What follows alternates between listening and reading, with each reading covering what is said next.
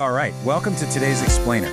I am super excited to unpack this one with you because we are tackling something that literally shapes all of our lives, the true impact of education. Our source text today really challenges the conventional wisdom about schooling, learning, and success. It asks us to look closely at the actual architecture of knowledge. So let's get ready to rebuild how we view our own intellectual journeys. So let's jump right in with a quick little mental exercise. I want you to make a totally snap judgment.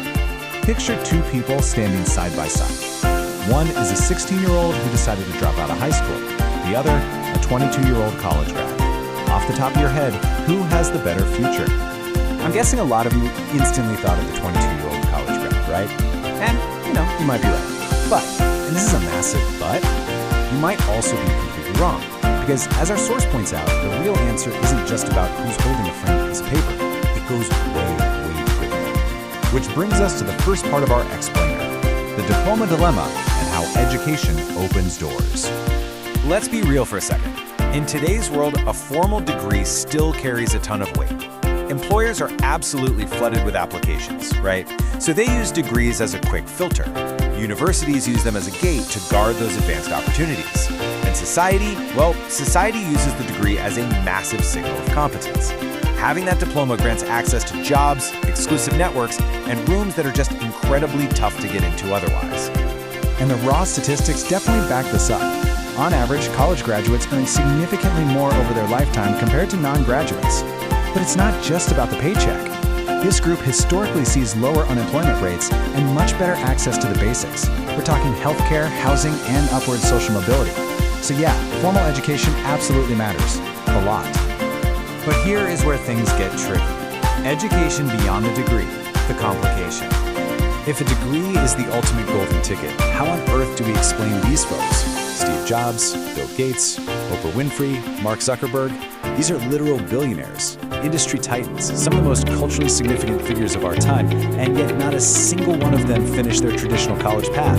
They're famous dropouts. So wait, does this mean all that data we just talked about is wrong? Well, no, not exactly. Because while they might not have a university diploma, there is one thing none of these icons lack, an undeniable burning drive for self-directed learning. They read voraciously. They actively hunted down mentors who were smarter than them. They learned from some pretty crushing failures, and they were relentlessly curious about how the world works. No piece of paper? Sure, but they absolutely never lacked an actual education. And this means we kind of need to redefine the word itself. Education isn't a brick-and-mortar building. It's not heavy cardstock with fancy calligraphy.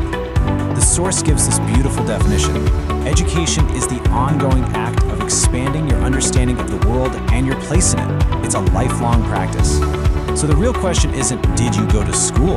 It's, are you actively learning? Let's move to the true value of learning. What education actually gives you. Way beyond just memorizing facts or cramming for a math test, a genuine education gives you 4 core foundational skills. First, you learn to think critically, how to question assumptions and form your own independent conclusions. Second, you learn to communicate clearly so people actually understand your complex ideas. Third, problem solving, facing the total unknown and finding a way through. And fourth, perseverance, because getting good at anything means showing up and pushing through the frustration when things get really hard. So, the crucial point is this. The specific topic you spent hundreds of hours studying, it might be completely obsolete in 10 years thanks to new technology.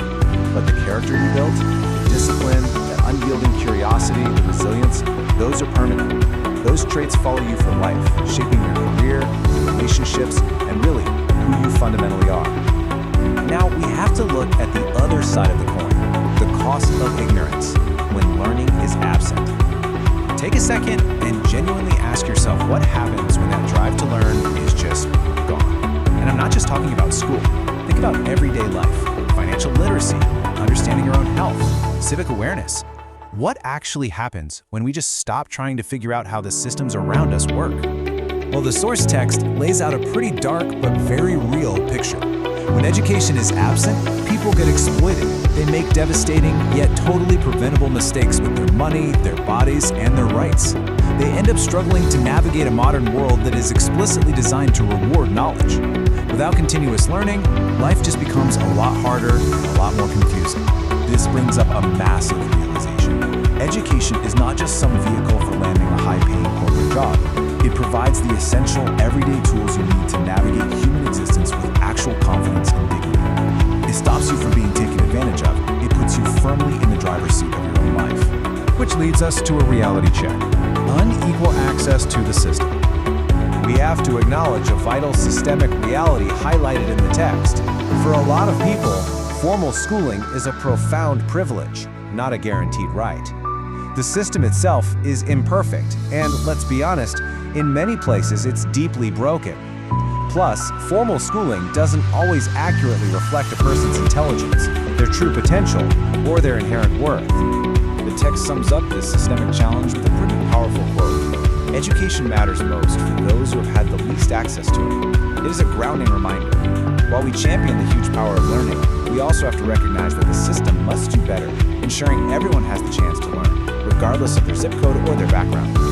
And finally, your greatest lifelong investment, knowledge, is freedom. And this brings us to our ultimate takeaway today. Does education matter?